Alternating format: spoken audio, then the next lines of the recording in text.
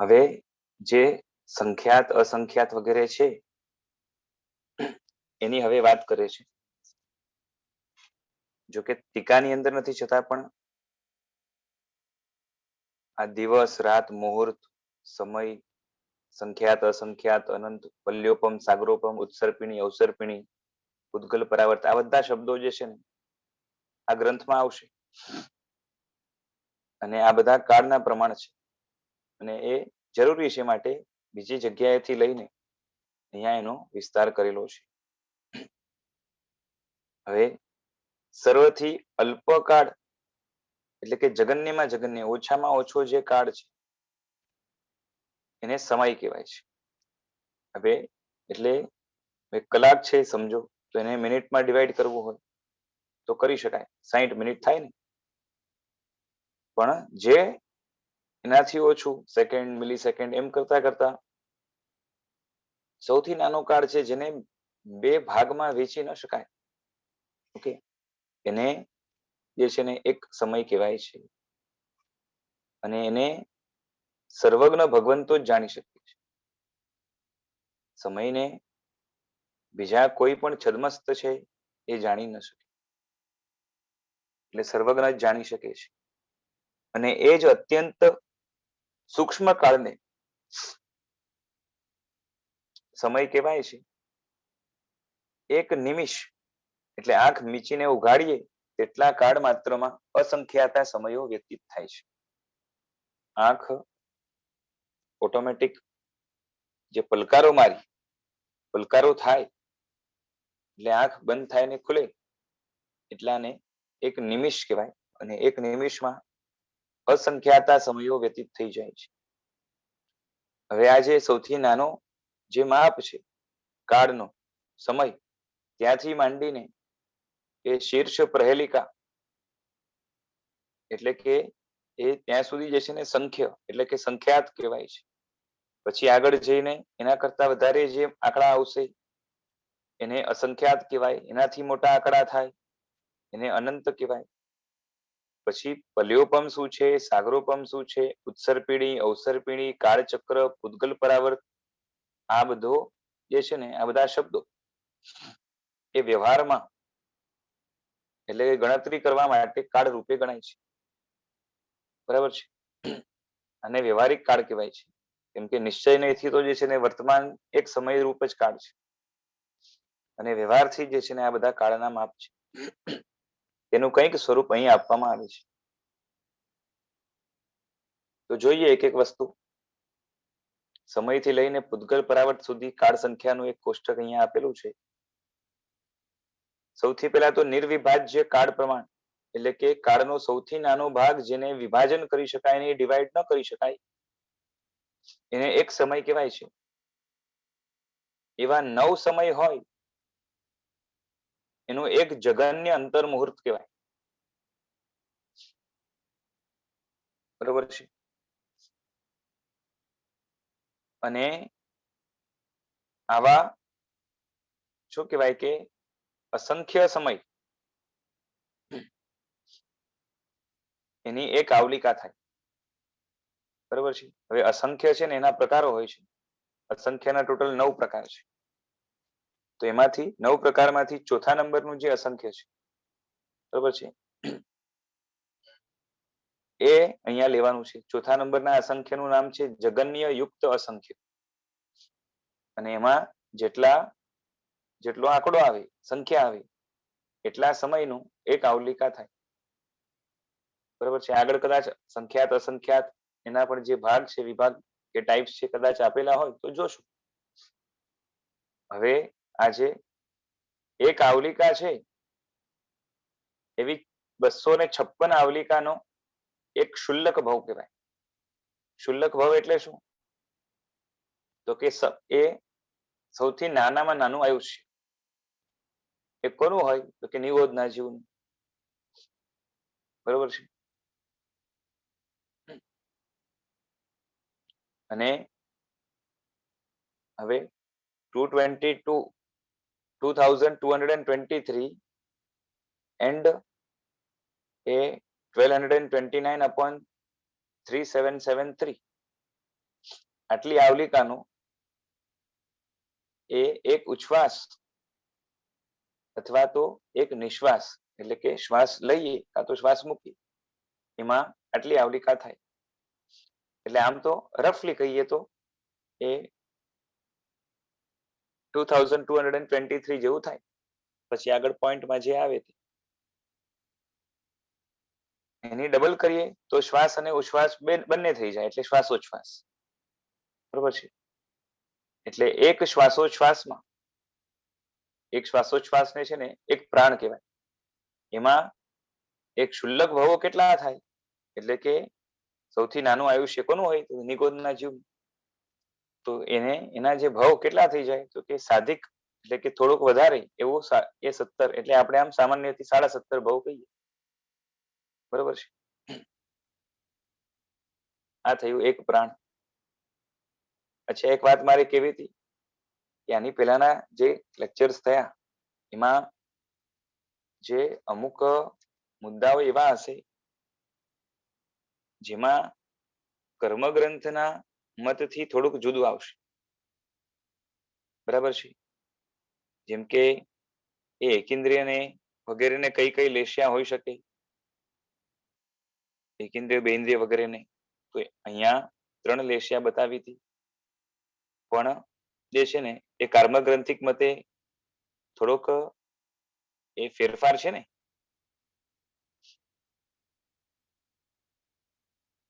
બરાબર છે. કદાચ તેજો લેશ્યા પણ છે કદાચ, એવું હતું ને. હા, એ લીનાબેને વાત કરેલી. પછી એ બીજું એ કે એ એકેન્દ્રિયની અંદર પણ એ પાછળના ભાવમાં શું કહેવાય કે એ આયુષ્ય એકેન્દ્રિયનું બાંધેલું હોય ને પાછળથી સમ્યક્ત પામે ને છેલ્લે એનું વમન થાય તો એકેન્દ્રિયના ભાવમાં પણ જઈ શકે અને ત્યાં એ સાસ્વાદન સમ્યક્ત હોઈ શકે એવું કર્મગ્રંથિક મતે છે. એમાં એકેન્દ્રિયમાં 3 જ છે, વનસ્પતિકાય, અપકાય અને પૃથ્વીકાય. હા, વાયુકાય અને જે છે ને તે કાંઈ નહીં આવે.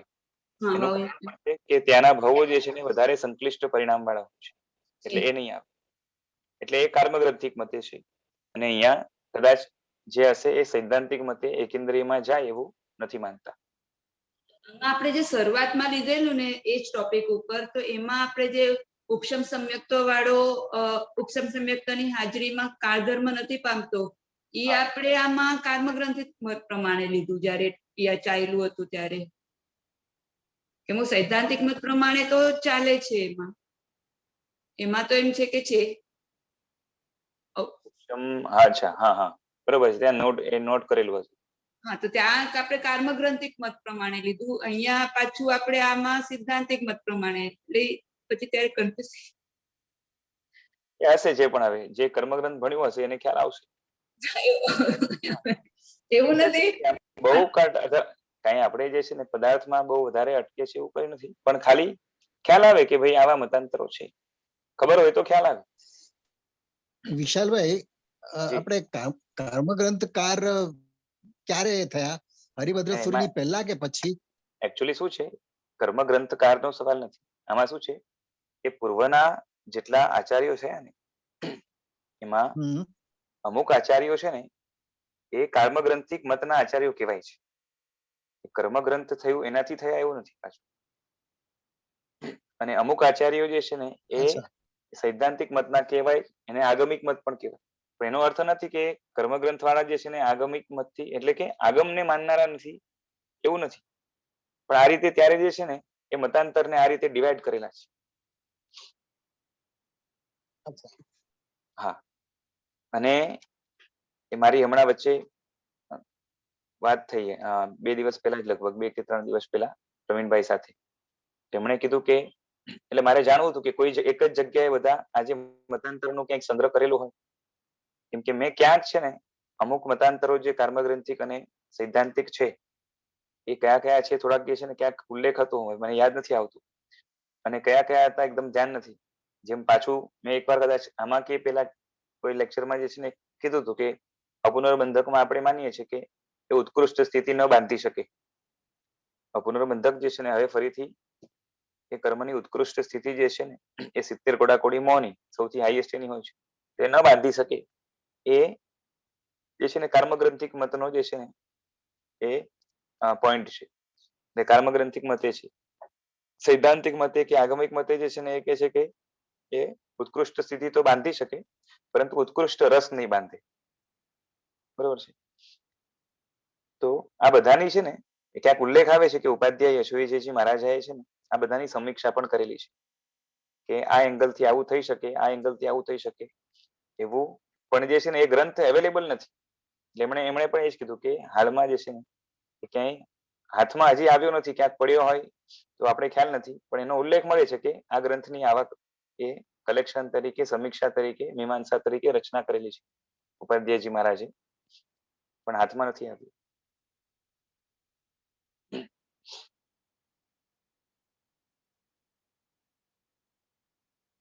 અને પાછે એ આપણે બંનેને માન્ય રાખવા પડે, કેમ કે એ શું કહેવાય કે સ્ટ્રોંગ એવા કોઈ આધાર હોય કે જે છે ને એ પૂર્વાચાર્યએ કીધેલું અને પાછળથી એ ફેરવાઈ ગયું હોય તો આપણે કહીએ કે ચલો જૂનું હોય એને આપણે વધારે પ્રમાણ માનીએ એવું. પણ એવું નથી. ત્યારે જે છે ને સામસામે એક જાતની સમજો કે સીધો ઉલ્લેખ તમને આગમમાં ના મળે. જે મતાંતરો છે ને એનો સીધો ઉલ્લેખ તમને આગમમાં મળે તો આપણે કહીએ કે ભાઈ જે છે ને આ વાત એ વધારે માન્ય ન કરાય, આગમની જે છે ને એ માન્ય કરાય. એટલે મતાંતર છે અને પાછી બંનેની પોતપોતાની દલીલો હોય, એટલે આપણે એને જ્યાં સુધી જે છે ને આપણે નક્કી ન કરી શકીએ એકદમ એક્ઝેક્ટલી કે આમ હોય જ અને આમ ન હોય, એટલે બંનેને માન્ય રાખવા પડે.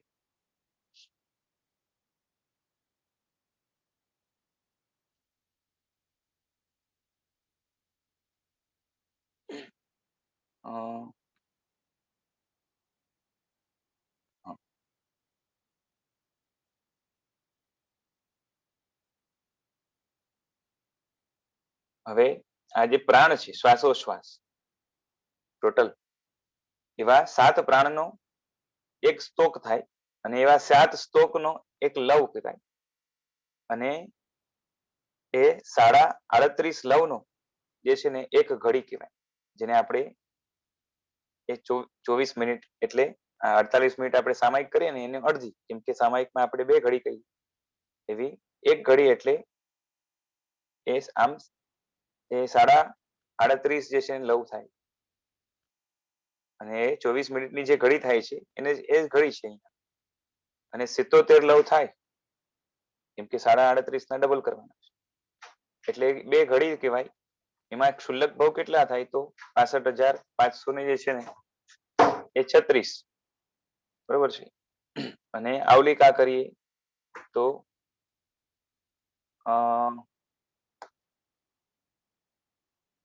1,67,00,000 એ 77,216 આવલિકા થાય, બરોબર છે. અને પ્રાણ કેટલા થાય તો કે એ 3,773, એને જે છે ને એક મુહૂર્ત કહેવાય, એટલે આમ 48 મિનિટ, બરોબર છે. એક સામયિકનો કાળ, એને એક ચાંદ્ર પણ કહેવાય, એને એક મુહૂર્ત પણ કહેવાય.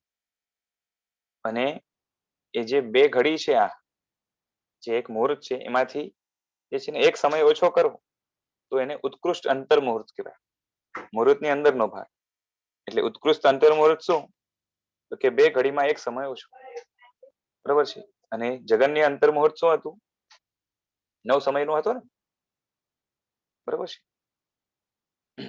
અને મધ્યમ અંતર મુહૂર્ત કેમાં શું થાય તો કે 9 થી માંડીને એટલે 9 થી વધારે અને આ ઉત્કૃષ્ટ અંતર મુહૂર્ત થી ઓછું.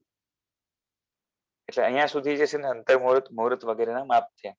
અને બીજી રીતે પણ શાસ્ત્રમાં આપ્યું છે કે નિર્વિભાજ્ય અસંખ્ય સમય થાય તો એક નિમિષ કહેવાય, 18 નિમિષને એક કાષ્ઠા કહેવાય, 2 કાષ્ઠાનો એક લવ કહેવાય. આ લવ અલગ છે પેલા કરતા.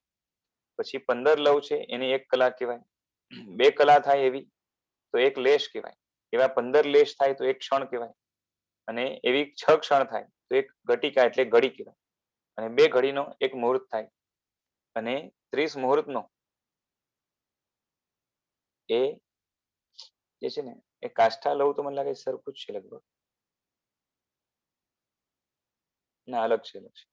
અને 30 મુહૂર્ત છે એનો એક દિવસ થાય એટલે અહોરાત્ર, એટલે આમ દિવસ રાત મળીને 24 કલાક. પછી એવા 15 દિવસનો એક પખવાડિયું થાય અને એવા 2 પખવાડિયાની જે છે ને 30 દિવસનો એક માસ એટલે મહિનો કહેવાય. એવા 2 મહિના થાય તો એક ઋતુ કહેવાય, કેમ કે આપણે અહીંયા 6 ઋતુ હોય છે, 2 મહિના એટલે 12 મહિના થાય. એટલે 2 માસની એક ઋતુ થાય, એવી 3 ઋતુ થાય તો 6 માસ કહેવાય, એને એક અયન કહેવાય. બરોબર છે. એટલે આમ આપણે કહીએ ને ઉત્તરાયણ અને દક્ષિણાયન, એ ટોટલ મળાવીને જે છે ને ઉત્તરાયણ થી દક્ષિણાયન સુધી 6 મહિના અને દક્ષિણાયન થી પાછા ઉત્તરાયણ જે છે ને 6 મહિના, એટલે એમ 2 અયન મળીને જે છે ને એક વર્ષ થાય. બરોબર છે.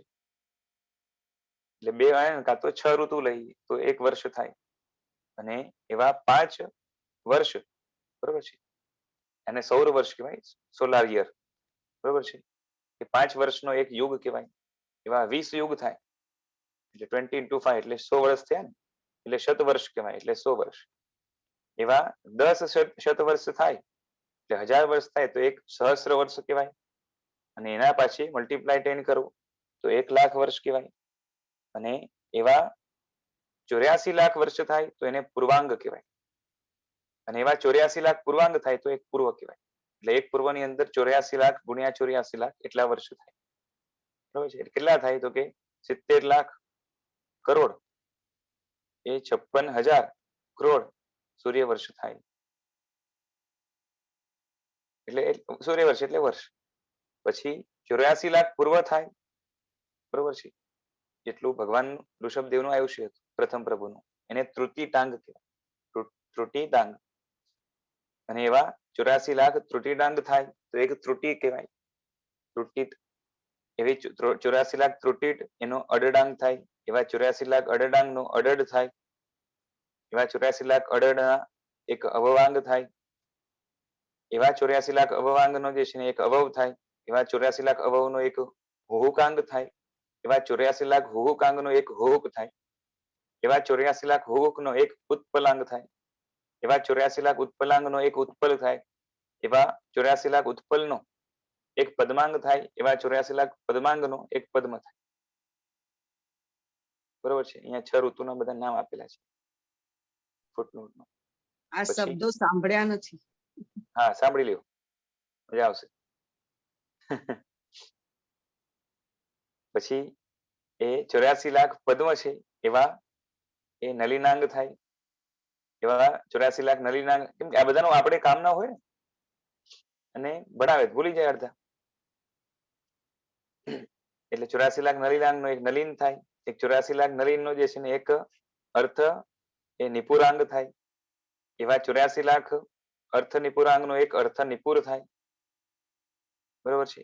પછી 84 લાખ અર્થ નિપુર નો જે છે ને એક અયુતાંગ થાય. સૌથી બધામાં એવું છે અંગ પછી એનો મેઇન ભાગ, કેમ કે એનો અંગ થાય ને 84 લાખ ભાગ કરો એટલે. એવા 84 લાખ અર્થ નિપુર નો એક અયુતાંગ. એવા 84 લાખ અયુતાંગ નો એક અયુત. 84 લાખ અયુત નો એક પ્રયુતાંગ. 84 લાખ પ્રયુતાંગ નો એક પ્રયુત. 84 લાખ પ્રયુત નો એક નૈયુતાંગ. 84 લાખ નૈયુતાંગ નો એક નૈયુત. 84 લાખ નૈયુત નો જે છે ને એ ચુલિકાંગ. 84 લાખ ચુલિકાંગ નો એક ચુલિકા. 84 લાખ ચુલિકા નો એક શીર્ષ પ્રહેલિકાંગ. અને 84 લાખ શીર્ષ પ્રહેલિકાંગ નો એક શીર્ષ જે છે ને પ્રહેલિકા કહેવાય. બરોબર છે. એટલે અહીંયા સુધી જે છે ને સંખ્યાતા વર્ષ થાય, કેમ કે એને કાઉન્ટિંગમાં જનરલી મલ્ટીપ્લાય 84 લાખ એ રીતના કરતા જવાનું છે. બરોબર છે. એટલે અહીંયા સુધી જે છે ને એ સંખ્યાતા વર્ષ થયા. બરોબર છે. સંખ્યાતા વર્ષો, વર્ષની અંદર પાછા સમય તો અસંખ્યાત જ એક એક વર્ષમાં, પણ એ વર્ષ અહીંયા સંખ્યાતા કહેવાય.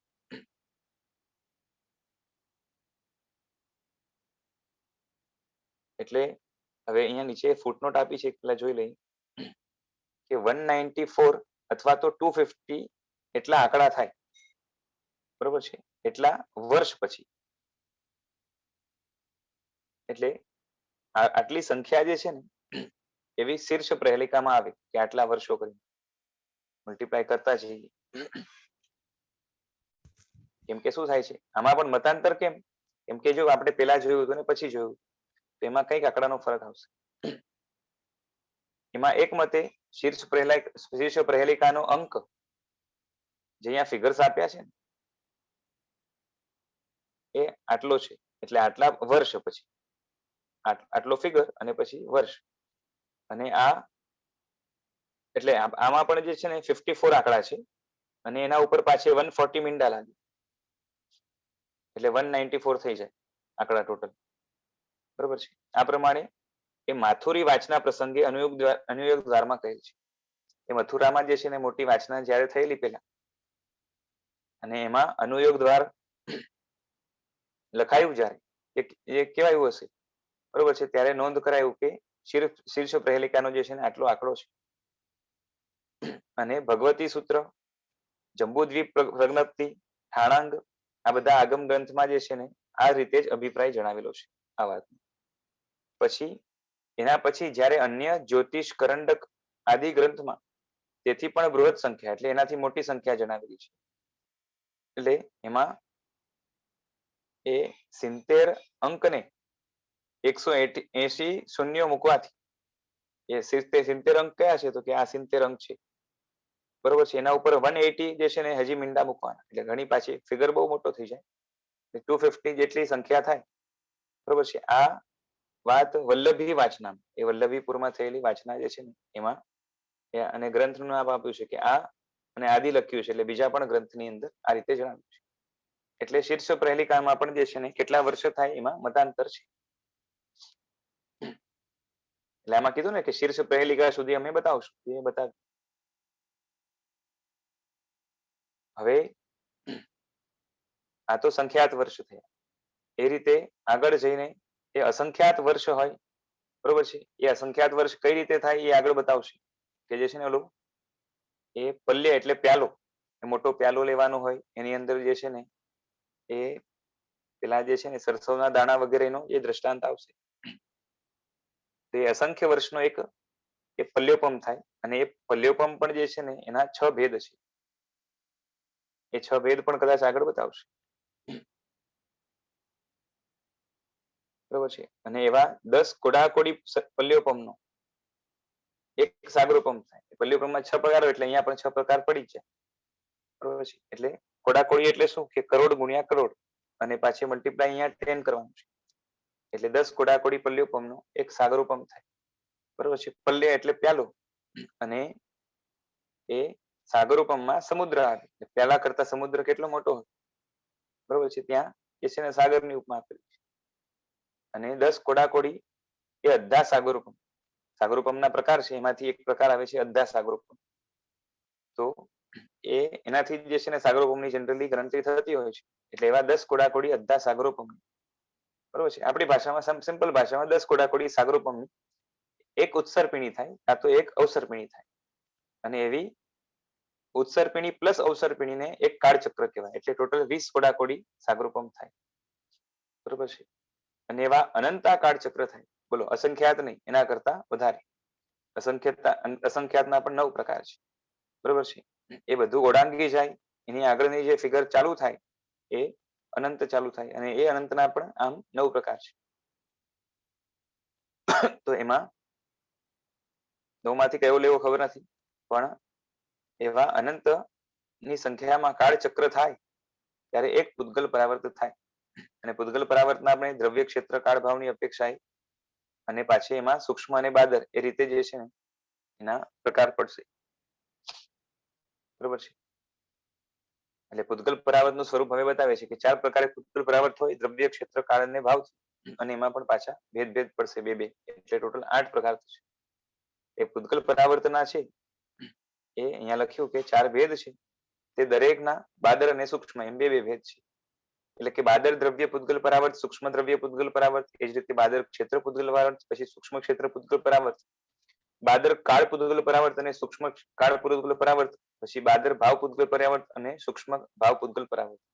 તેમાં 1 બાય 1 બધા બતાવે છે કે સૌથી પહેલા દ્રવ્ય પૂતગલ પરાવર્તના 2 ભેદ, બાદર અને સૂક્ષ્મ. તો દ્રવ્ય પૂતગલ પરાવર્ત એટલે શું?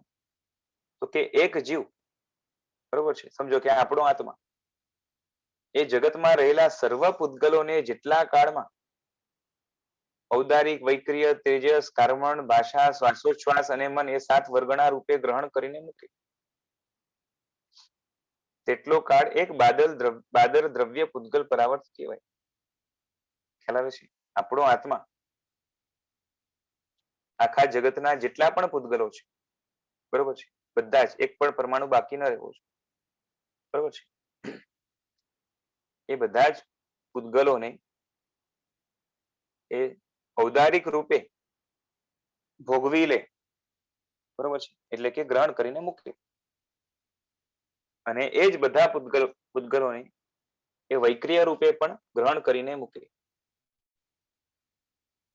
એ જ બધા પૂતગલોને કોઈ બાકી ન રહેવું જોઈએ, બરોબર છે, તેજસ રૂપે, પછી એ જ રીતે કાર્બન રૂપે, પાશા રૂપે, કેમ કે બધા પૂતગલ જે છે ને ઇન્ટર કન્વર્ટેબલ છે. એ શ્વાસોશ્વાસના પૂતગલ છે, ઔદારિક પણ બની જાય, ઔદારિક છે વૈક્રિય પણ બની જાય, એ રીતે થતું હોય છે. એટલે આ જે 6 ફોર્મ્સ આપ્યા, 7 ફોર્મ્સ આપ્યા, એ 7 ફોર્મ્સમાં બધા જ પૂતગલ, બરોબર છે. આમ તો જો મન છે ને મળવું સૌથી દુષ્કર છે, એટલે મનના ફોર્મમાં 14 રાજલોકના બધા પૂતગલો, કેમ કે આમ પાછું છે જેટલા જીવ છે કેટલા છે, આમ તો અનંતાનંત છે, એ જીવ કરતા પૂતગલો અનંત ગણા છે. કેમ કે હરેક જીવમાં જે છે ને માત્ર કાર્બન વર્ગણાને લઈએ, બરોબર છે, તો એ કાર્બન વર્ગણાની અંદર જીવના અસંખ્ય પ્રદેશ ઉપર, હરેક પ્રદેશ ઉપર 8 રૂચક પ્રદેશ મૂકી દેવાના. હરેક પ્રદેશ ઉપર જે છે ને એ અનંતા કર્મો તો જે છે ને એમને હર ક્ષણે છોટે છે. અને હર જે છે ને કાર્બન વર્ગણાનો હર સ્કંધ, એમાં જે છે ને અનંતાનંત પૂતગલો છે, એટલે પરમાણુઓ છે. એટલે વિચારો કે એને અને પાછે મન રૂપે આખા 14 રાજલોકના પરિણામ આવે એટલે બહુ દુષ્કર થઈ જાય, કેમ કે પંચેન્દ્રિય પણ જોઈએ, એમાં પણ સંગની જોઈએ. એટલે આ બહુ મોટો કાળ થઈ જાય, બરોબર છે. અને આમાં જે છે ને એ ક્રમ નથી કે પેલા ઔદારિક રૂપે કે ઔદારિક રૂપે લીધું પછી જે છે ને વૈક્રિય રૂપે અમુક પૂતગલો ભોગવ્યા, પછી અમુક જે છે ને તેજસ રૂપે ભોગવ્યા, એમ આડાઅવડા ચાલે.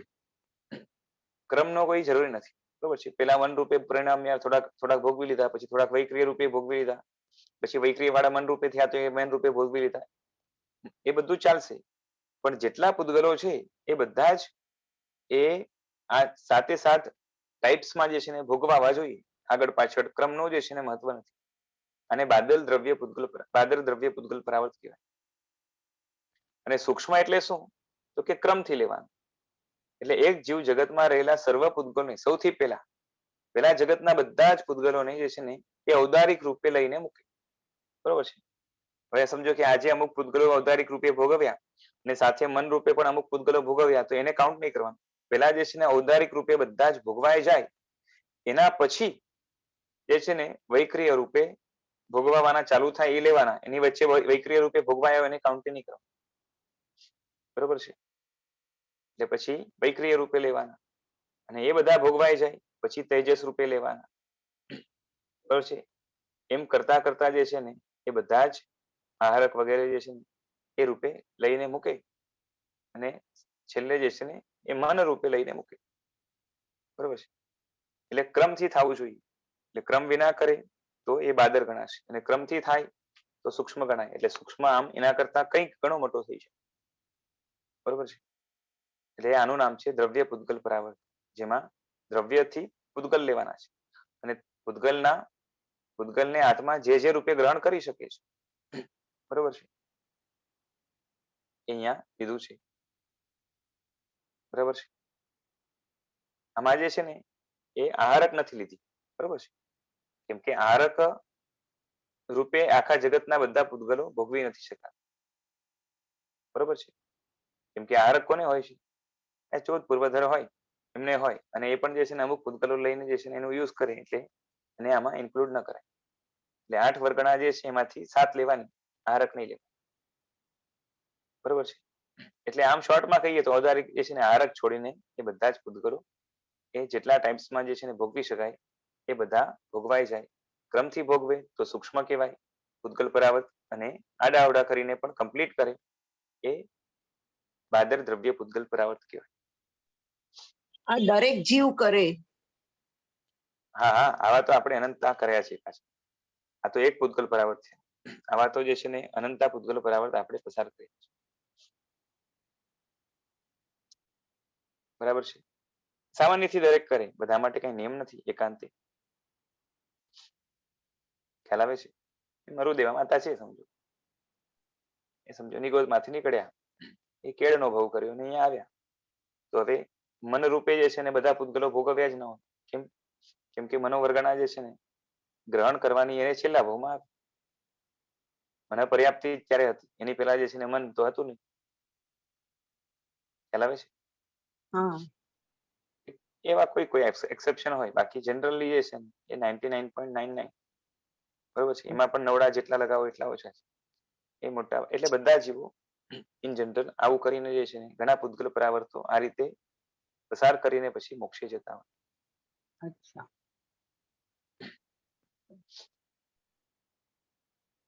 અને એમાં સૌથી ઓછા જે ભોગવાયા હોય એ મન ના હોય. કેમ કે સંગનીપણું પુષ્કર છે જગતમાં. સંગ્રહી જીવો જે છે ને આમે એ છે અસંખ્યાત અને બાકી બધા જે છે ને એ અનંતા છે.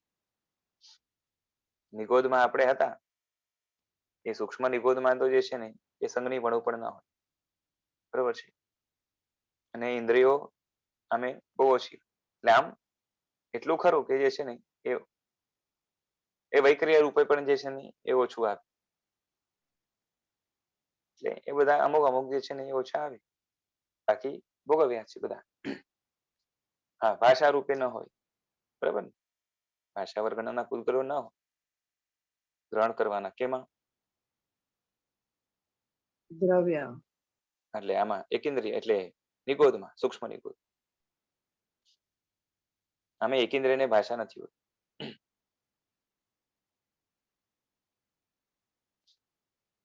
ખ્યાલ આવે છે?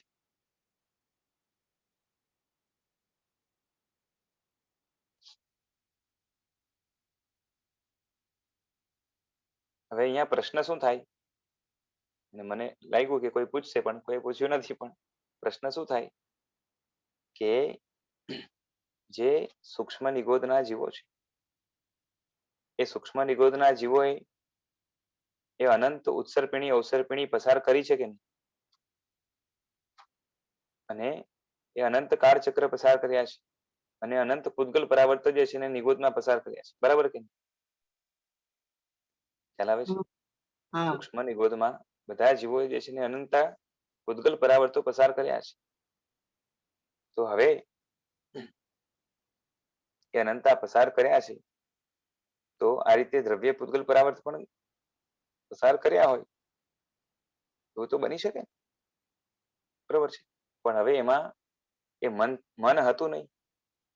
એટલે આખા જગતના પૂતગલો એ મનોરૂપે તો ગ્રહણ કર્યા નથી ક્યારેય પણ. મનોવર્ગણા જે છે ને ગ્રહણ કરવાની તાકાત જ નથી.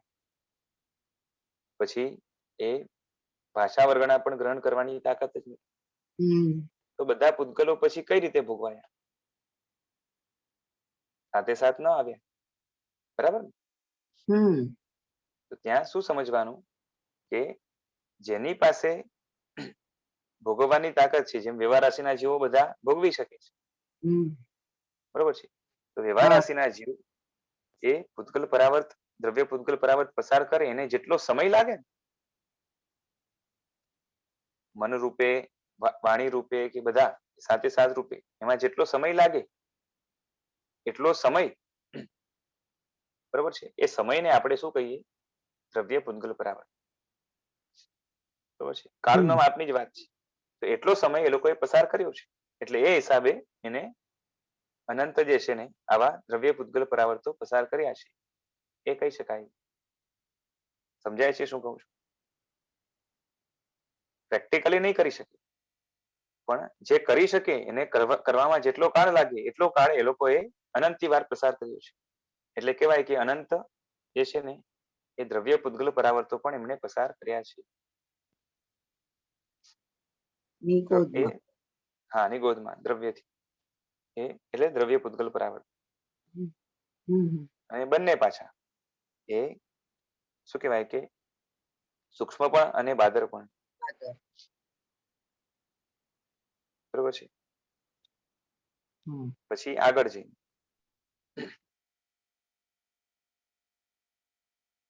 આમ કેવું છે દ્રવ્ય ક્ષેત્ર કાળ ભાવ બધા ભેદ આવશે અહીંયા અને બધા આપણે અનંતવાર પસાર કર્યા છે.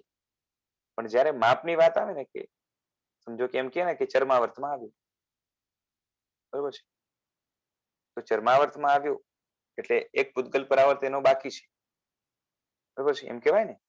એટલે કે એક પૂતગલ પરાવર્ત ભટકશે તો કેટલું ભટકશે હાઈએસ્ટ, તો કે એક પૂતગલ પરાવર્ત. તો એમાં જે છે ને આ જે 8 આવશે હમણાં ટોટલ દ્રવ્યથી, ક્ષેત્રથી, કાળથી ને ભાવથી, અને એમાં એ બાદર ને સૂક્ષ્મ, બાદરમાં રેન્ડમ હોય ને સૂક્ષ્મમાં ક્રમથી, એટલો જ ફરક. તો એમાં કયા આવે તો કે ક્ષેત્ર પૂતગલ પરાવર્ત આવશે ને એમાંથી જે સૂક્ષ્મ આવશે એ લેવાનું આવશે, બરોબર છે. એટલે શાસ્ત્રમાં આટલું બાકી છે પૂતગલ પરાવર્ત વગેરે, એટલે પૂતગલ પરાવર્તનો જે સામાન્યથી વ્યવહાર થાય એમાં સૂક્ષ્મ ક્ષેત્ર પૂતગલ પરાવર્તની વાત સમજતા. ચાલો હવે બાદર ક્ષેત્ર પૂતગલ પરાવર્ત શું છે તો કે જેટલો લોકાકાશ છે, લોકાકાશ કેટલો છે 14 રાજલોક પ્રમાણ છે ને, હાઈટમાં 14 રાજલોક પ્રમાણ, અને વિડ્થ તો બદલાય છે બધી જગ્યાએ, બરોબર છે. એટલે થિકનેસ અને વિડ્થ બદલાય છે, ઉપર ઓછી હોય પછી વધે પાછી ઘટે, બરોબર છે. એ રીતે આખું જે 14 રાજલોકના જેટલા લોકાકાશ પ્રમાણ જે આકાશ પ્રદેશો છે, બરોબર છે, એ બધા પ્રદેશોને એ ક્રમ વિના મરણ કરીને સ્પર્શે, બરોબર છે. એટલે શું કે બધા પ્રદેશોમાં તમારે મરવાનું, બરોબર છે. જેટલા પ્રદેશો છે એમાં જે છે ને તમારે શું કરવાનું કે મરવાનું. એટલે હવે લોકાકાશના કેટલા પ્રદેશો છે કે અસંખ્ય પ્રદેશો છે, અને હરેક પ્રદેશમાં જે છે ને તમારું મરણ થાય એટલે મરણ રૂપે તમે બધા પ્રદેશની સ્પર્શના કરી લો, એમાં જેટલો કાળ જાય, બરોબર છે, ક્રમથી નહીં, આડાઅવડા જેમ પણ, આજે અહીંયા પછી કાલે અહીંયા, પરમ દિવસે અહીંયા, એ રીતે. અને આમે એક એક દિવસમાં મરાતું નથી, ઘણી વગર તો જે છે ને આયુષ્ય જે છે ને એ કરોડો અબજો અસંખ્ય વર્ષના લાંબા હોય, બરાબર છે. એટલે એમાં ટોટલ મળાવીને કાળ તો ઘણો થઈ જાય. તો એ રેન્ડમ જે છે ને આમ તેમ એ ફરતા ફરતા આપણે લાગે કે આના એ દ્રવ્ય કરતા જે છે ને આમાં શું નવાઈ છે, પણ તમે વિચાર કરો કે સોયની અણી હોય ને, સોયની અણી એમાં એ આકાશ પ્રદેશો કેટલા હોય, એટલા એરિયામાં જે છે સોયની અણીના એરિયામાં આકાશ પ્રદેશો કેટલા હોય, અસંખ્ય હોય, સંખ્યાત પણ નહીં, અસંખ્ય હોય. હા, તો વિચારો કે જે છે ને આખા જંબુદ્વીપમાં કેટલા, આખું જંબુદ્વીપ જે છે ને આખા જગતની સામે એક ડોટ જેટલો છે, બરોબર છે, ક્યાંય દેખાય નહીં આમ જોવાય, બરોબર છે. એટલે આખા 14 રાજલોકના તો જે છે ને થાય અસંખ્ય હોય પણ કેટલો મોટો આંકડો થઈ જાય, અને બધી જગ્યાએ જે છે ને મરવાનું, બરોબર છે.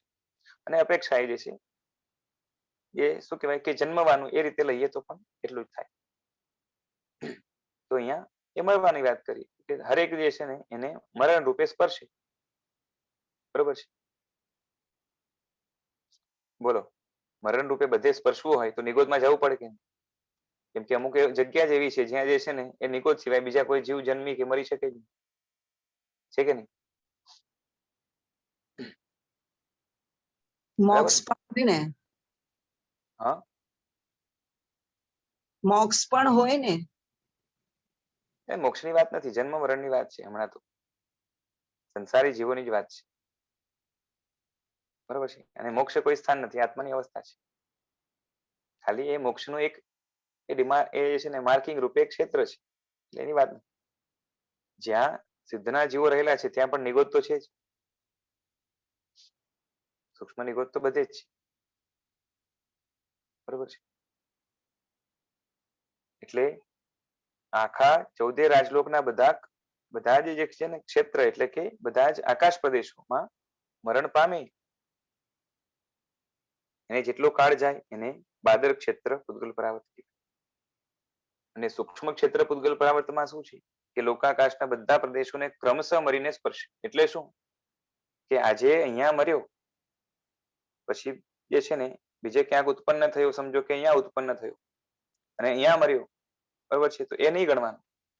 પછી ફરીને કેટલા જે છે ને 14 રાજલોકમાં ક્યાંક ક્યાંક ફરી ફરીને જે છે ને જન્મ મરણ કરીને ક્યાંક ઉત્પન્ન થઈને આવે, કાં તો જે છે ને અહીંયા ઉત્પન્ન થાય અને અહીંયા મરે, એની બાજુના પ્રદેશમાં મરે, તો એ ગણવાનું.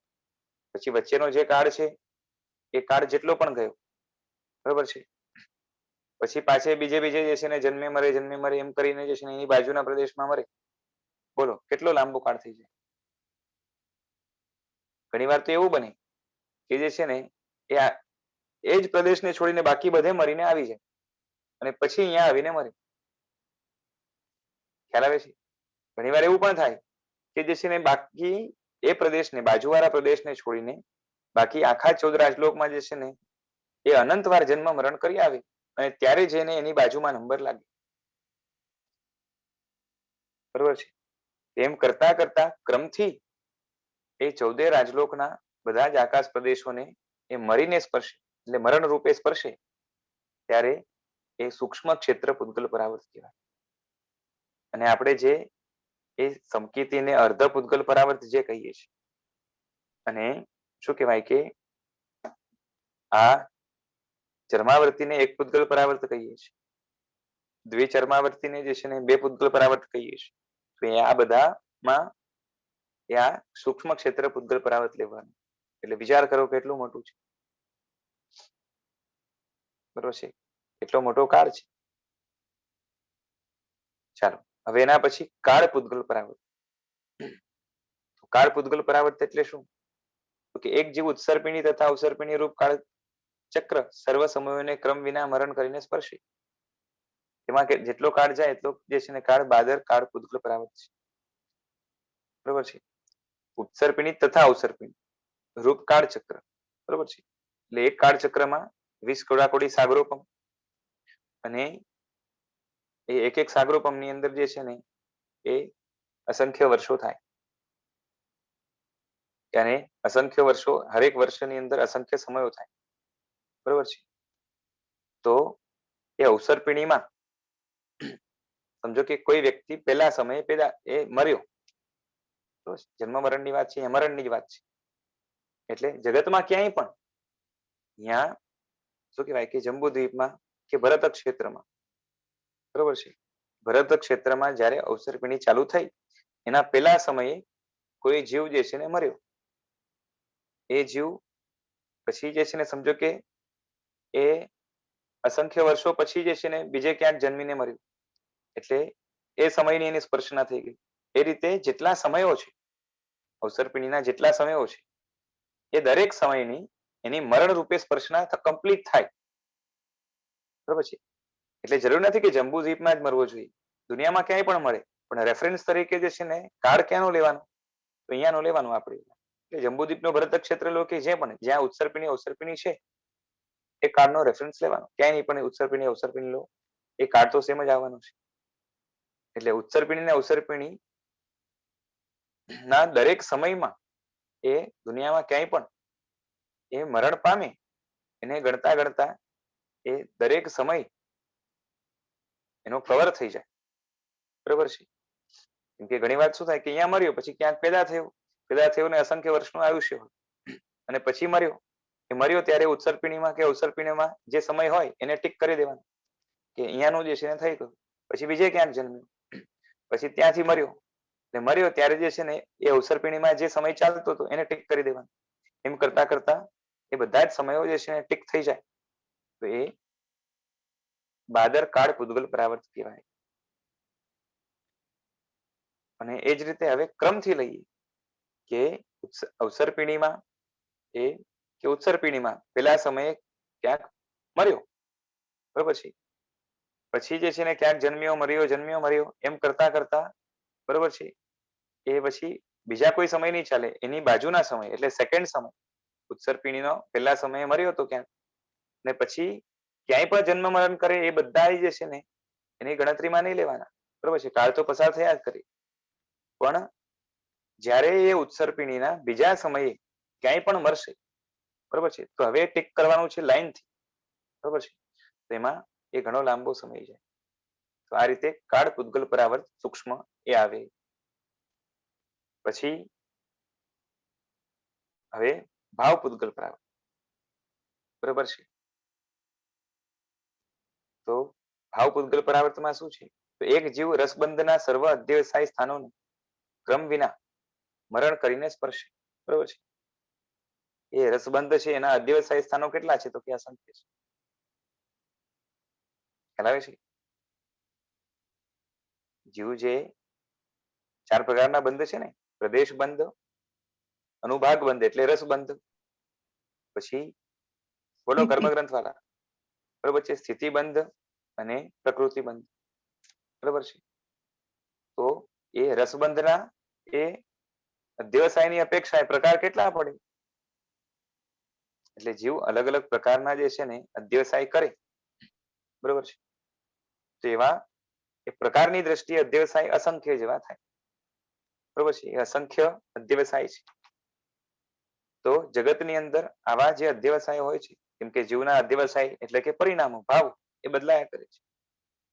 તો જગતમાં જેટલા પણ પ્રકારના પરિણામ કે ભાવો છે, બરોબર છે, સમજાય છે ને? દયાના ભાવમાં પણ કેટલા પ્રકાર પડે, હિંસાના ભાવ, એમાં તીવ્રતા, મંદતા વગેરે, એવા જેટલા પણ પ્રકાર પડે એ બધા જ છે અધ્યવસાય એને શું કહેવાય કે સ્પર્શે જીવ, બરોબર છે. અને એમાં પણ શું લખ્યું કે મરણ કરીને સ્પર્શે, એટલે કે મરતી વખતે અધ્યવસાય લેવાના, આખા જીવનમાં જે અધ્યવસાય નહીં લેવાના, મરતી વખતે, બરોબર છે, જે અધ્યવસાય થયો એને કાઉન્ટ કરવાનો કે મરતી વખતે જે છે ને એને દાનનું પરિણામ હતું, દયાનું પરિણામ હતું, પરોપકારનું પરિણામ હતું, સહિષ્ણુતાનું પરિણામ હતું, બરોબર છે, જે છે ને ક્રૂરતાનું પરિણામ હતું, એ મારવાનું પરિણામ હતું, એમાં પણ એ અત્યંત હિંસક પરિણામ હતું, ઓછો. આ રીતે જેટલા પણ મરણ વખતે જે પરિણામ છે એ રીતે મરતી વખતે જગતમાં જેટલા પણ પ્રકારના પરિણામ સંભવિત છે, બરોબર છે, એ બધા જ પરિણામ સાથે મરે અને એમાં જેટલો કાળ પસાર થાય એ બાદર ભાવ પૂતગલ પરાવર્ત લેવાના, બરોબર છે. હવે એ સૂક્ષ્મમાં શું આવશે? તો કે રસબંધના જેટલા અધ્યવસાય છે એને પેલા તો લાઈન થી ગોઠવી દેવાના, બરોબર છે, કે ભાઈ દયા છે તો દયાના જેટલી તરતમતા પડે તો એ તરતમતા અસંખ્ય પ્રકારની પડે, તો વધારે દયા, ઓછી દયા, ઓછી દયા, ઓછી દયા, એમ કરતા કરતા અસંખ્ય ભેદ પડશે. પછી એ જ રીતે એ છે ને એ જ રીતે એ શું કહેવાય કે ક્રૂરતા છે, તો ક્રૂરતાના એટલા જ જે છે ને એ પડશે અલગ અલગ, બરોબર છે, લેશિયાઓ છે, બધું છે, એ પણ અધ્યવસાય જ છે. એટલે જેટલા પણ ભેદ પડશે એ બધાને પેલા લાઈન થી ગોઠવી દેવાના, અને લાઈન થી ગોઠવીને જે છે ને હવે શું કરવાનું કે સૌથી પહેલો જે ભાવ છે એ ભાવમાં મરે, પછી એના પછી જેટલા પણ જન્મ થયા એમાં મરણ વખતે કોઈ પણ અધ્યવસાય હોય, બરોબર છે, એને જે છે ને ટીક નહીં કરવાના, ગણતરીમાં નહીં લેવાના. આપણે જે ધારેલી ઓર્ડર હતો લાઈન, બરોબર છે, પછી પેલાથી તમે જે છે ને કોઈ પણ ઓર્ડરમાં એને ગોઠવી દો, એનો વાંધો નહીં. પછી એકવાર ગોઠવાઈ ગયા પછી એમાં ફેરફાર નહીં કરવાનો, બસ એમાંથી જે પહેલો ભાવ મરતી વખતે પહેલો ભાવ થાય ત્યાંથી ગણતરી ચાલુ કરવાની, અને એના પછી જે છે ને એ જ્યાં જ્યાં મરે ત્યાં ત્યાં જે કોઈ પણ ભાવ હોય એને ઇગ્નોર કરીને જ્યાર સુધી આ બીજા નંબરનો જે ભાવ છે, બરોબર છે, કે જે છે ને આટલી દયા એના કરતા જરાક ઓછી દયા, એવી દયા જ્યાર સુધી ના આવે મરતી વખતે ત્યાર સુધી એ બધા ભાવો જે છે ને એને ગણતરીમાં નહીં લેવાના, ટીક નહીં કરવાના, બરોબર છે. એમ કરી કરીને ક્રમથી જે છે ને સ્પર્શે, એમાં કે જેટલો કાળ જાય એને સૂક્ષ્મ ભાવ પૂતગલ પરાવર્ત કહેવાય. ખ્યાલ આવે છે? આ રીતે પૂતગલ પરાવર્તના એ 8 પ્રકાર પાડ્યા, 8 ભેદ, બરોબર છે. અને દરેક જીવે આ સંસારમાં આવા 8 પ્રકારના અનંત પૂતગલ પરાવર્તો પસાર કર્યા છે, બરોબર છે. અને જ્યાં સુધી મોક્ષ નહીં પામે ત્યાં સુધી ભવિષ્યમાં પણ આવા પૂતગલ પરાવર્તો પસાર કરશે, બરોબર છે. આ સામાન્ય રીતે કથન છે ઇન જનરલ, પછી એક્સેપ્શન હોય શકે, બરોબર છે. ભૂતકાળની અપેક્ષા તો બરાબર જ છે કે અનંત બધા જ પસાર કર્યા છે, પણ ભવિષ્યકાળની અપેક્ષાએ પૂતગલ પરાવર્તો આવા પસાર કરશે એવો એકાંત મોક્ષ માર્ગમાં ચડી જાય તો એ ટૂંકાણમાં પણ પતી જાય. એ સંક્ષેપમાં પૂતગલ પરાવર્તનનું સ્વરૂપ આ પ્રમાણે છે, બરોબર છે. કે અસંખ્ય વર્ષનો એક પલ્યોપમ, 10 કોડાકોડી પલ્યોપમનો એક સાગરોપમ, 10 કોડાકોડી સાગરોપમની એક ઉત્સર્પિણી કે અવસર્પિણી, એવી 20 કોડાકોડી સાગરોપમની જે છે ને એક કાળચક્ર થાય, અને આવા અનંત કાળચક્ર એ એક પૂતગલ પરાવર્તમાં થાય, એટલે એનાથી એક પૂતગલ પરાવર્ત બને. હવે સંખ્યાત, અસંખ્યાત અને અનંત, બરોબર છે, એનું સ્વરૂપ બતાવે છે, અને એ નવ્ય કર્મગ્રંથના આધારે, બરોબર છે. જૂના કર્મગ્રંથ છે, પાછળથી આવેલા કર્મગ્રંથો પણ છે, અને એ હમણાં પણ જે છે ને નૂતન કર્મ સાહિત્ય ઘણું સર્જાયું છે, બરોબર છે. એ પૂર્વાપરનું જે છે ને એ મેચ કરીને છે, એટલે એમાં અંદર અંદર કોઈ ખાસ મતાંતરો નથી, કોઈ કોઈ જગ્યાએ કંઈક હોય, બહુ નથી ખાસ, બરોબર છે. હવે એ સંખ્યાત શું છે એ હવે બતાવે છે, બરોબર છે, કે પહેલા જંબુદ્વીપના પ્રમાણવાળા 1,00,000 યોજન લાંબા પહોળા અને 1000 યોજન ઊંડા, તેની ઉપર 8 યોજનની જગતી, તેની ઉપર 2 ગાઉની વેદિકા, આ પ્રમાણવાળા એ 4 પ્યાલા લેવાના, બરોબર છે. પ્યાલા એટલે સમજાય છે ને, શું કહેવાય? બાઉલ, બરોબર છે. પણ આ બાઉલ નાનો છે, નાનો નથી, બહુ મોટો છે. પ્યાલો છે બાઉલ, એ બહુ મોટો છે. કેટલો મોટો પ્યાલો લેવાનો? આ તો ઇમેજિન જ કરવાનું છે કે જે આપણો જંબુદ્વીપ છે એ 1,00,000 યોજન લાંબો ને 1,00,000 યોજન પહોળો છે, બરોબર છે. અને એવો મોટો જે છે ને પ્યાલો પણ જંબુદ્વીપ જેટલો જ કલ્પનામાં લેવાનો, એટલો મોટો પ્યાલો. અને ઊંડો કેટલો? તો કે 1000 યોજન ઊંડો. મેં તો કુવાની રીતે જ ભણ્યા છે કે આટલો ઊંડો કુવો લો, હા, તો અહીંયા પ્યાલો લેવાનો. કુવાનું ના, ના, ઇમેજિનેશન સારું પડે. હા એ છે, પણ કેવું છે કે અહીંયા પલ્લીઓનો અર્થ જ છે ને પ્યાલો થાય ને Animal હિસાબે. પલ્લીઓપમમાં, એટલે એ છે. પછી એને તમે કુવો સમજો. એટલે ઇમેજિનેશન કરવું હોય ને, બાઉલ ને આપણે છોટામાં કરે, પણ કુવો હોય તો એક થોડું ઇમેજિનેશન આવી શકે. હા, એ તો થોડો ફરક પડે. બાઉલમાં શું છે કે આમ આવે ને જે છે ને કુવામાં એક સિલિન્ડ્રિકલ થાય. અને ઊંડો છે, આપણે કે ને કુવો ઊંડો છે એ કલ્પનામાં હોય, આપણે હા. બાઉલ શબ્દ માટે એ કહેતા હા, હા. હોય. એ બાઉલ તો આપણા હાથમાં આવી જાય એવો હોય, એટલે આપણે હા, એવું generally એને ઇમેજિનેશન. કલ્પના. કુવો એટલે જરાક ઊંડો હશે, મોટું હશે, એવું એક કલ્પના કરી શકીએ આપણે. ચલો, હવે લીનાબેનના સુઝાવથી આપણે કુવો લઈ લઈએ, બરોબર છે. હવે એવા કેવા કેટલા જે છે ને 4 કુવા લેવાના. એમાં પણ શું થયું પાછું કે 1000 યોજન ઊંડો તો ખરો, અને પાછી એની જે છે ને જગતી, બરોબર છે, શું કહેવાય કે ઊંચી બોર્ડર કુવાની જે હોય ને એક્સ્ટ્રા, હા, એ કેટલી લેવાની? તો કે 8 યોજન. અને એની ઉપર પાછી એ 2 ગાઉની એ વેદિકા લેવાની, બરોબર છે. એટલે હજી થોડોક મોટો થઈ જાય, અને આમ ઢગલો પણ થાય ને, કેમ કે એની અંદર આપણે સરસોના દાણા ભરવાના છે. સરસોના દાણા ભરીએ એટલે જે છે ને આમ ઢગલો આમ જાય.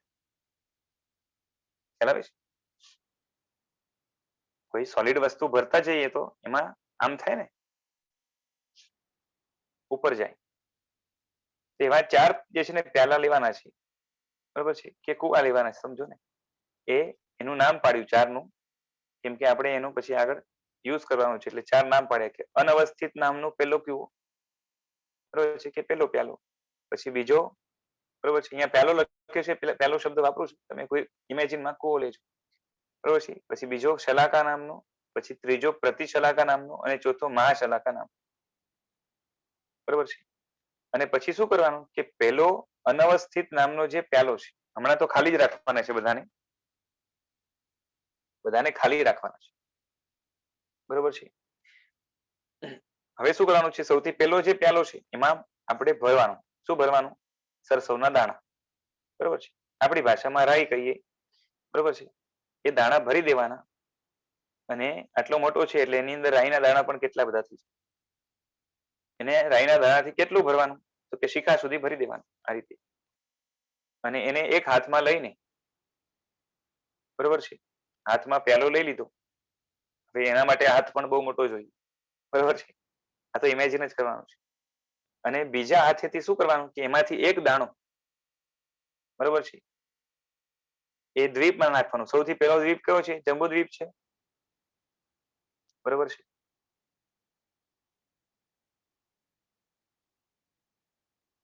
તમારી પાસે પ્યાલાનું ડ્રોઈંગ છે, પણ હમણાં શેર કરી શકશો? પણ હવે અહીંયા શેર કરવા જશું ને તો મારે અહીંયા એડજસ્ટમેન્ટ નહીં થાય, આ બુક ગાયબ થઈ જશે. ઠીક છે, આપણે વાંધો નહીં, ઇમેજિન કરીએ કે એક દાણો શું કરવાનો, આમાં એક તો કેટલા બધા દાણા થઈ ગયા, એમાંથી એક દાણો એ દ્વીપમાં, સૌથી પહેલો જે છે ને જંબુ દ્વીપ છે તો એમાં નાખવાનો, પછી બીજો સમુદ્ર આવે લવણ સમુદ્ર એમાં નાખવાનો, એ રીતે દ્વીપ સમુદ્ર, પાછી એ પણ દ્વીપ સમુદ્રો કેટલા છે તો કે અસંખ્ય છે, બરોબર છે. તો પેલા દ્વીપમાં એક દાણો નાખવાનો, બીજા દ્વીપમાં બીજા સમુદ્ર, બીજો દાણો સમુદ્રમાં નાખ, પછી બીજા દ્વીપમાં એક દાણો નાખવાનો, પછી સમુદ્રમાં, દ્વીપમાં, સમુદ્રમાં, એ રીતે નાખતા જવું, બરોબર છે. જ્યાં આગળ પહેલો પ્યાલો ખાલી થાય, બરોબર છે, નાખતા જઈએ, એક એક દાણો નાખતા જવાનો, અને જ્યાં પહેલો પ્યાલો ખાલી થાય, બરોબર છે, એટલે ક્યાં થશે,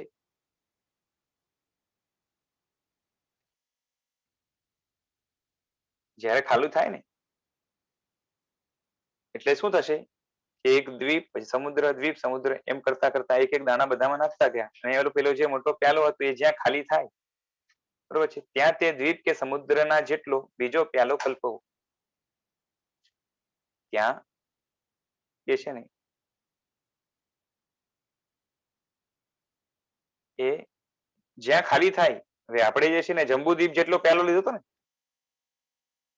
આપણે પેલો જે પ્યાલો લીધો હતો, ચારે ચાર પ્યાલા કેટલા લીધા હતા જંબુદ્વીપના સાઈઝના, બરોબર છે. હવે અહીંયા એક દ્વીપ સમુદ્ર નાખતા નાખતા જે છે ને પાછી દ્વીપ સમુદ્રની જે છે ને એ બ્રેથ એ સર્ક્યુલર શેપમાં એ પાછી ડબલ ડબલ થતી જાય છે, બરોબર છે. એટલે એ કેટલો મોટો, પાછી અસંખ્ય થાય એટલે કેટલો મોટો જે છે ને એ પ્યાલો કલ્પવાનો, બરોબર છે. પછી એની ખાલી એટલી છે કે ઊંચાઈ છે અને ઊંડાઈ છે. ઊંચાઈ જે ઉપર લીધી, બરોબર છે, આ જે છે ને એ 8 યોજન હતી ને ઉપર, ઊંડાઈ કેટલી હતી તો કે 1000 યોજન, અને ઊંચાઈ ઉપર એક 8 યોજન ને એની ઉપર એ 2 ગાઉની વેદિકા, આ રીતે એટલી કલ્પના કરવી. પણ જે છે ને એ બ્રેડથ ને જે છે ને શું કહેવાય કે ચોડાઈ એની વધતી જશે, એટલે મોટી થઈ જશે, ઘણી મોટી થઈ જશે, બરોબર છે. અને જૂના કર્મગ્રંથમાં જે છે ને શું કીધું કે એક જે જ્યારે આખું થઈ જાય ત્યારે એક દાણો છે ને, એક દાણો એ બીજા, જો આપણે 4 પ્યાલા કલ્પ્યા હતા એમાંથી એક આખો ખાલી થઈ ગયો, ત્યારે ખાલી થઈ જાય ને ત્યારે એક દાણો જે છે ને શલાકામાં નાખ, શલાકા નામનો બીજો જે પ્યાલો છે ને એમાં એક દાણો નાખી દેવાનો, બરોબર છે, કેમ કે 3 પ્યાલા આપણે ખાલી જ રાખ્યા છે. હવે આપણે જે હમણાં નવો મોટો પ્યાલો કલ્પ્યો, બરોબર છે, એને આગળના દ્વીપ સમુદ્રમાં જે છે ને એને આખો ભરી દેવાનો પાછો, અને પછી આગળથી એના પછીના જે દ્વીપ સમુદ્ર છે એમાં જે છે ને ખાલી કરતા જવાનું, 1 2 3 એ રીતે એક દ્વીપમાં, એક સમુદ્રમાં, એમ નાખતા જવાનું, બરોબર છે. અને જ્યારે છેલ્લો દાણો જ્યાં પતે ત્યારે એટલો મોટો પાછો પ્યાલો કલ્પવો, બરોબર છે, જ્યાં પૂરું થાય ત્યાં, અને ત્યારે પાછો એ શલાકામાં એક દાણો નાખવો. હવે આ પ્યાલાને આગળના દ્વીપ ને સમુદ્રમાં એ મોટો પાછો પ્યાલો થયો, એની ઊંડાઈ અને ઊંચાઈ સેમ સમજવાની, ને આખો સરસવથી ભરી દેવાનો, પછી નેક્સ્ટ આના પછીના દ્વીપ સમુદ્રમાં એ રીતે નાખતા જવાનું, બરોબર છે. તો આ રીતે અને ખાલી થાય જે છે ને ત્યારે બીજો દાણો એ રીતે શલાકામાં નાખી, પછી એ જ રીતે આગળ આગળ જે છે ને ત્રીજો દાણો, બરોબર છે, એ રીતે નાખવો. એટલે ખ્યાલ આવી ગયો ને, એ જ્યાં પૂરું થાય એટલો મોટો પાછો પ્યાલો કલ્પવો, એમ કરતા જવાનું. અને ફરીથી તે દ્વીપ કે સમુદ્ર જેટલો મોટો પ્યાલો જે છે ને એ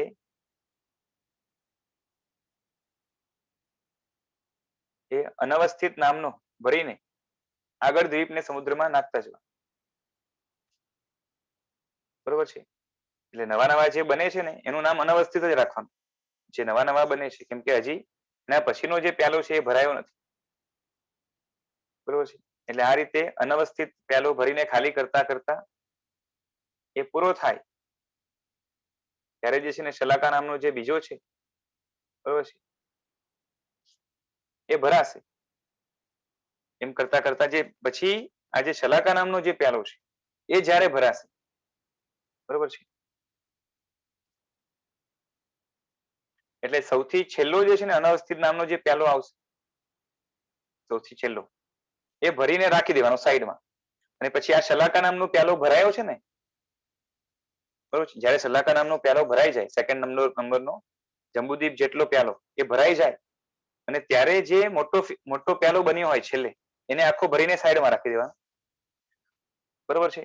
અને જે શલાકા નામનો પ્યાલો જે ભરાયો છે એને ઉપાડીને પાછા આગળના દ્વીપ સમુદ્રમાં એક એક દાણો નાખતા જવાનો, બરોબર છે. અને એમ કરતા કરતા એ જે છેલ્લો આવે, બરોબર છે, ત્યારે પ્રતિ શલાકામાં એટલે થર્ડ નંબરનો જે પ્યાલો છે એમાં એક દાણો નાખ, બરોબર છે. અને પછી અનવસ્થિત એટલે જે પહેલો પ્યાલો સાઈડમાં રાખ્યો હતો ને એને ઉપાડીને, ખ્યાલ આવે છે, શલાકા પ્યાલાને ઉપાડીને આગળના દ્વીપ સમુદ્રમાં એક એક દાણો નાખતા ખાલી થાય શલાકા નામ. એટલે શલાકા નામનો હવે ખાલી થયો તો એમને રાખી દેવાનો, અને ત્યારે પ્રતિ શલાકામાં એટલે થર્ડ નંબરમાં એક દાણો નાખવાનો. આ હજી ખાલી પડ્યો છે, આ ખાલી પડ્યો છે, પણ આપણી પાસે હમણાં ભરાયેલો કયો પડ્યો છે કે અનવસ્થિત નામનો પ્યાલો પડ્યો છે, ફર્સ્ટ વાળો, જે મોટી સાઈઝ નો થઈ ગયો છે. હવે એને ખાલી કરતા જવાનું, બરાબર છે, બરોબર છે. એ ખાલી કરવાનું, અને ખાલી કરીને શું કરવાનું, તો કે એ જયારે ખાલી થઈ જાય પાછું, ત્યારે શલાકામાં એક દાણો નાખવો, બરોબર છે, શલાકામાં એક દાણો નાખવો. અને પછી જે છે ને પાછી એ જે છે ને હવે શલાકા ખાલી પડ્યો છે, બરોબર છે ને, એટલે શલાકાને ફરીથી પેલાની જેમ અનવસ્થિત પ્યાલો જે છે ને એનાથી જ ભરવાનો છે, અનવસ્થિત પ્યાલા કલ્પતા જવાનું અને ભરતા જવાનું, ખ્યાલ આવે છે. એટલે એ રીતે જે છે ને પાછું એમ કરતા કરતા શલાકા નામનો પ્યાલો આખો ભરાશે, અને ત્યારે અનવસ્થિત નામનો પ્યાલો પાછો એક મોટો જે છે ને સાઈડમાં આપણે રાખવો પડશે. અને પછી ફરીથી જે છે ને શલાકાને શું કરવાનું, એક એક દાણો નાખતા જવાનું, અને શલાકા પાછું ખાલી થાય, શલાકા પાછું ખાલી થાય, બરોબર છે, ત્યારે એક દાણો પાછો એના પછીનું એટલે પ્રતિ શલાકા હતું ને, શું નામ હતું, એમાં નાખવાનું, બરોબર છે. અને પછી આપણી પાસે પાછો જે અનવસ્થિત પડ્યો છે એનો પાછો યુઝ કરતું જવાનું, પાછો શલાકા ભરવાનું, ખ્યાલ આવે છે. એટલે આ પ્રતિ શલાકામાં બીજો દાણો નાખવાનો, આ પછી રીતે ત્રીજો, પ્રતિશલાકા ચોથો, ભરાય ત્યાં સુધી. હા, પ્રતિ શલાકા આખું ભરાઈ ન જાય ત્યાં સુધી. અને પછી તો જે છે ને આમ એ આખી પ્રોસેસ પાછી એ જ થશે. આમાં શું છે, જયારે પ્રતિ શલાકા આખો ભરાઈ જશે, આ જ પ્રોસેસ પ્રતિ શલાકા આખો ભરાઈ જશે પૂર્ણ શિખા સુધી, બરોબર છે. એટલે શલાકા ખાલી થયો છે, બરોબર છે, તેને જે છે ને એ અનવસ્થિત થી જે છે ને આખે આખો ભરી દેવાનો, અને અનવસ્થિત પણ જે છે ને એ પણ ભરી દેવાનું. અનવસ્થિત ઘણો મોટો થઈ ગયો છે, બરોબર છે. એટલે આ ત્રણેય ભરાઈ જાય એટલે શલાકા અને અનવસ્થિત ને સ્થાપીને, શલાકા અને અનવસ્થિત ને રાખવાના, પ્રતિ શલાકાને ઉપાડીને જે છે ને આગળના દ્વીપ સમુદ્રમાં નાખવાના, બરોબર છે. અને એ જયારે ખાલી થાય તો મહાશલાકામાં એક દાણો નાખ, બરોબર છે. હવે ત્યારે પ્રતિ શલાકા ખાલી પડ્યો છે, તો પેલો જે છે ને અનવસ્થિત ઉપાડવાનો, એટલે સોરી પેલા તો છે ને એ શલાકાને ઉપાડવાનું અને નાખતા જવાનું, અને એ ખાલી થાય તો પાછું પ્રતિ શલાકામાં એક દાણો નાખવાનો, અને એના પછી હમણાં ભરેલો કયો પડ્યો છે અનવસ્થિત, એને ઉપાડીને આગળના દ્વીપ સમુદ્રમાં ખાલી કરવું, અને ખાલી થતા પાછો એક દાણો શલાકામાં નાખ, બરોબર છે. એટલે આ રીતે ક્રમે અનવસ્થિત થી શલાકાને, શલાકાથી પ્રતિ શલાકાને, અને પ્રતિ શલાકાથી મહાશલાકાને ભરી દેવું, બરોબર છે. અને મહાશલાકા ભરાઈ જાય આખે આખું, ત્યારે પ્રતિ શલાકા ખાલી થઈ ગયો હોય છે, બરાબર છે. કેમ કે આ ભરાઈ ગયો એટલે આ ખાલી થયો હોય ને, એટલે જ ભરાયો હોય. એને પેલાની જેમ જે છે ને આખું ફરીથી ભરી દેવું, અને પછી શલાકાને અને છેલ્લે અનવસ્થિતને ભરી દેવું. આ રીતે જે ખાલી થયા છે પૂર્વના એ ભરાઈ જાય. આમ ચારેય પ્યાલા પછી સાઈઝ જે છે ને એ મોટી થઈ ગઈ, એ ભરાઈ જાય ત્યારે અનવસ્થિત પ્યાલાનું માપ છેલ્લા વખતે ખાલી થયું ત્યારે જે છે ને દ્વીપ કે જે સમુદ્ર જે છે ને એ જેટલું મોટું હોય એટલે તેટલા દ્વીપ કે સમુદ્ર ઘણું હોય, બરોબર છે. કેમ કે આપણે અનવસ્થિત ને તો મોટો મોટો કરતા જઈએ છીએ, શલાકા વગેરે ને એટલો જ રાખ્યો છે, બરોબર છે. એટલે આ ચારેય પ્યાલામાં રહેલા અને દ્વીપ સમુદ્રમાં નખાયેલા, ખ્યાલ આવે છે, ચારે પ્યાલા હમણાં ભરાઈ ગયા છે આખા, એટલે ચારે પ્યાલામાં રહેલા જેટલા દાણા છે બરોબર છે અને દ્વીપ સમુદ્રમાં જેટલા દાણા નાખ્યા હતા એ બધાને ભેગા બરોબર છે એની જે સંખ્યા થાય એને જગન્ય પરિત અસંખ્યાત કહેવાય છે એટલે કે શું કહેવાય કે એ અસંખ્યાતમાં જે છે ને શું કહેવાય એ સૌથી એ કદાચ નાનો ફિગર જે આવે છે ને એ જ છે લગભગ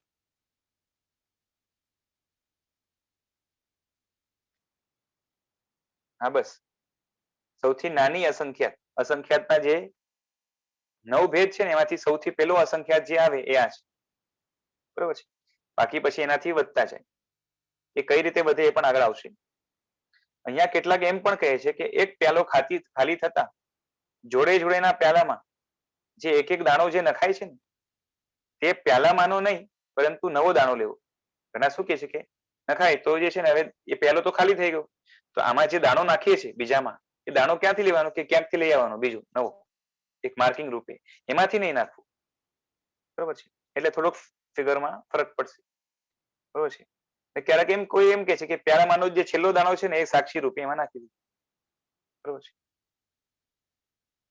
પ્યાલાનો ઉપાડવાનો ક્રમ એવો છે કે પછીનો પ્યાલો જ્યારે ઉપાડવો હોય ત્યારે પૂર્વના પ્યાલાને છે ને ભરીને રાખવાનો હોય પ્રતિશલાકાને ઉપાડવો હોય તો જે છે ને એની પહેલાનો શલાકા ભરી રાખવાનો જેમ કે પ્રતિશલાકામાં એક સરખવું નાખવા માટે શલાકા ત્યારે જ ઉપાડી શકાય જ્યારે અનવસ્થિત જે છે ને ભરી રાખ્યો એની પહેલાનો બરોબર છે અને મહાશલાકામાં સરસવ નાખવા પ્રતિશલાકા ત્યારે જ ઉપાડી શકાય જ્યારે અનવસ્થિત અને શલાકા બંને ભરી રાખ્યો એ આપણે જે ક્રમ જોયો તે રીતે બરોબર છે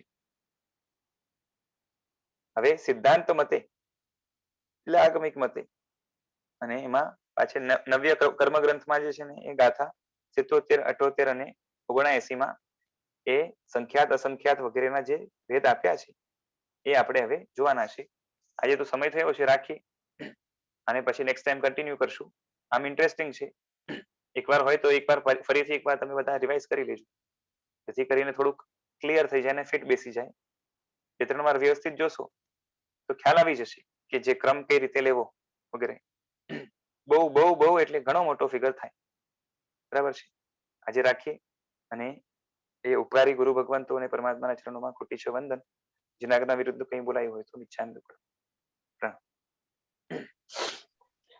આભાર